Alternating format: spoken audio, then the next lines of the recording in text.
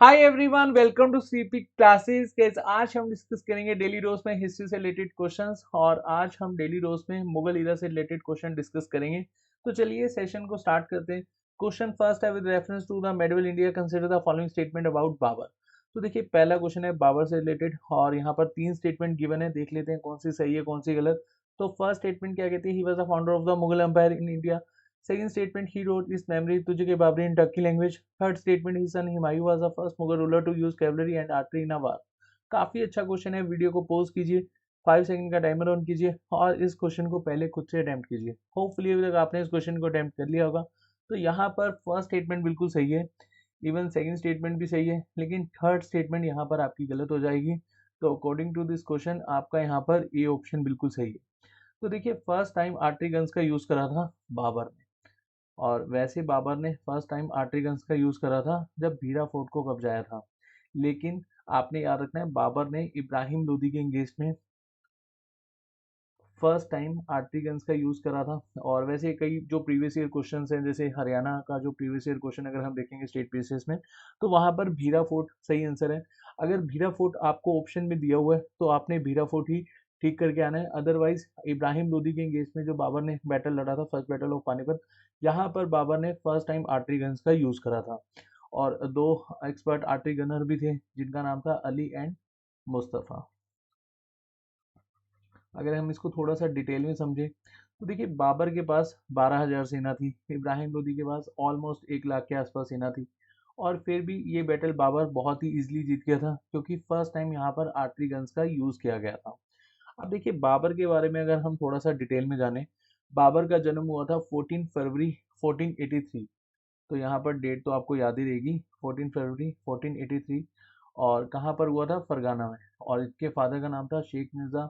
Father side से ये तैमूर को बिलोंग करते थे और मदर साइड से गेंगिस खान को बिलोंग करते थे।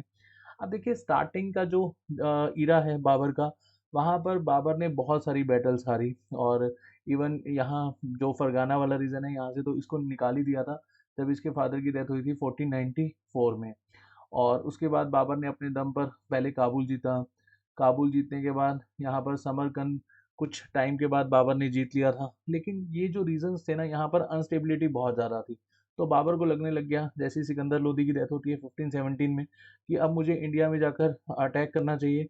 और तैमूर ने भी एक टाइम में यही किया था, इंडिया पर अटैक किया था 1398 में, बहुत सारा पैसा यहाँ से ले गया था।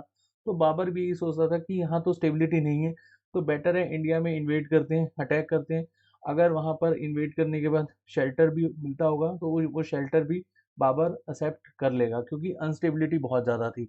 तो बाबर ने अटैक करा विद द हेल्प ऑफ दौलत खान लोधी, क्योंकि देखिए दौलत खान लोधी की हेल्प से ही बाबर अटैक कर सकता था, क्योंकि दौलत खान लोधी पंजाब का गवर्नर था और वहाँ पर काफ़ी स्ट्रॉन्ग होल्ड था दौलत खान लोधी का, या फिर दिलवार खान लोधी जो दौलत खान लोधी का बेटा था।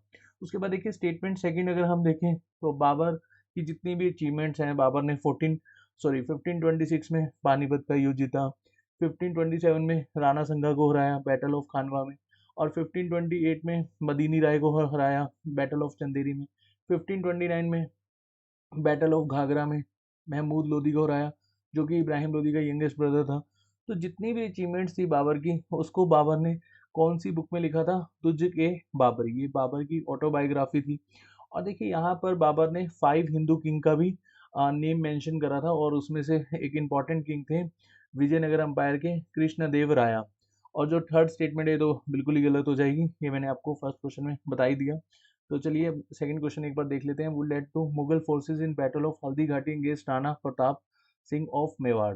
तो महाराणा प्रताप के इंगेज में जो बैटल ऑफ हल्दी घाटी की लड़ाई हुई थी, ये कौन से मुगल किंग के अंतर्गत, मतलब मुगल किंग के अंतराल में हुई थी? तो अकबर, प्रिंस सलीम, पीर मोहम्मद और मान सिंह। तो देखिए यहाँ पर आपका सही ऑप्शन हो जाएगा, हल्दी घाटी की लड़ाई हुई थी मान सिंह के एंगेज में। लेकिन अब यहाँ पर कई जो टेक्स्ट बुक्स हैं वहाँ पर अकबर भी आपको आंसर देखने को मिलेगा। तो देखिए अकबर उस समय किंग थे और अकबर के नवरत्नों में शामिल थे मान सिंह। तो अकबर ने मान सिंह को ये बैटल लड़ने के लिए भेजा था। तो आपका यहाँ पर सही आंसर होगा मान सिंह। तो बैटल ऑफ हल्दी घाटी किसके एंगेज में हुई थी? महाराणा प्रताप वर्सेस मान सिंह। अब ये बैटल में कौन जीता था? महाराणा प्रताप। लेकिन कई टेक्स्ट बुक्स में ये गिवन है कि मुगल ये बैटल जीत गए थे, ये बिल्कुल गलत है। महाराणा प्रताप ने बैटल जीती थी, और जब तक महाराणा प्रताप जिए तब तक उन्होंने गुरिल्ला टेक्निक से वार करते रहे हैं, और कभी भी मेवाड़ वाला रीजन मुगल्स के हाथ में आने नहीं दिया। तो हल्दी घाटी की जो लड़ाई है वो किस किस के बीच में हुई थी? मानसिंह वर्सेस, आपने याद रखना है, महाराणा प्रताप। देखिए, अगर आपको यहाँ पर मानसिंह गिवन नहीं होगा तो आपने अकबर को यहाँ पर ठीक करना है, लेकिन मानसिंह को ही आप एक्यूरेट करके आना अकॉर्डिंग टू एनसीईआरटी। एंड जितने भी प्रीवियस ईयर क्वेश्चन दिए हुए हैं वहाँ पर मानसिंह को ही ठीक किया हुआ है। और क्वेश्चन थर्ड यहाँ पर हम देखेंगे, with reference to Nadir Shah invasion of Mughal India the subsequent plunder consider the following statement. तो नादिर शाह का जब अटैक हुआ था तो उसके कंटेक्स्ट में यहाँ पर हमें तीन स्टेटमेंट गिवन है। तो फर्स्ट स्टेटमेंट यहाँ पर क्या कहती है? At the time of Nadir Shah invasion Aurangzeb was old and facing succession war from his son. Second statement, he defeated the Mughal army at the Battle of Karnal.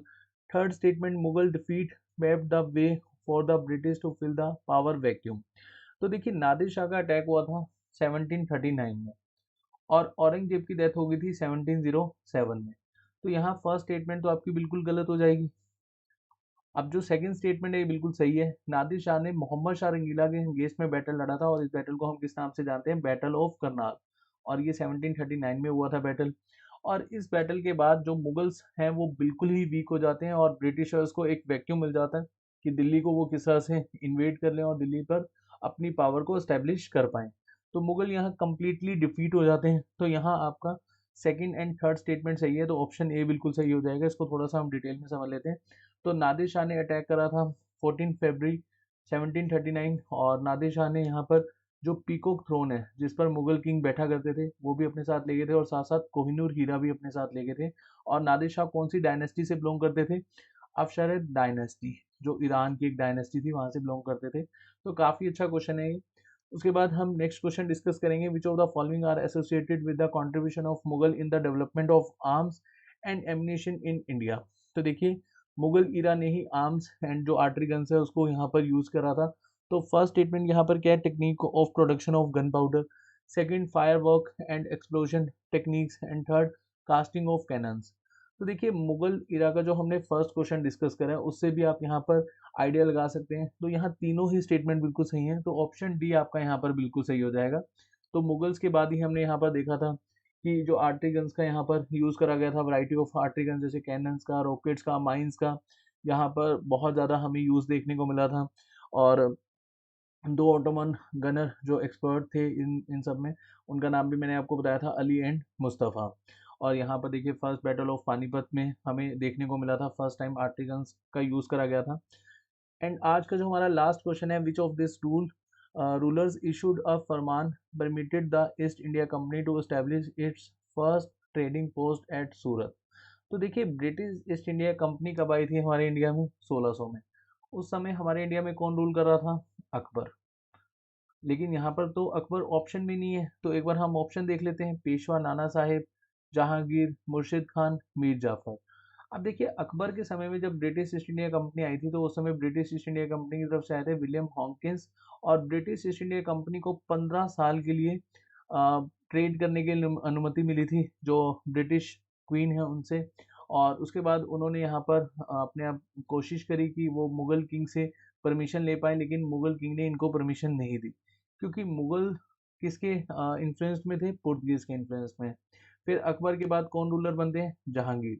तो जहांगीर ने स्टार्टिंग फेज में तो मना कर दिया था ब्रिटिश ईस्ट इंडिया कंपनी को permission देने से, लेकिन लेटर ऑन जहांगीर मान गए थे। तो यहाँ पर आपका सही ऑप्शन हो जाएगा जहांगीर। थोड़ा सा हम डिटेल में यहाँ पर पढ़ेंगे। तो जहांगीर के समय में आए थे कौन? यहाँ थॉमस रॉय। यहाँ पर नाम अगर नहीं लिखा तो मैं लिख देता हूँ, थॉमस रॉय।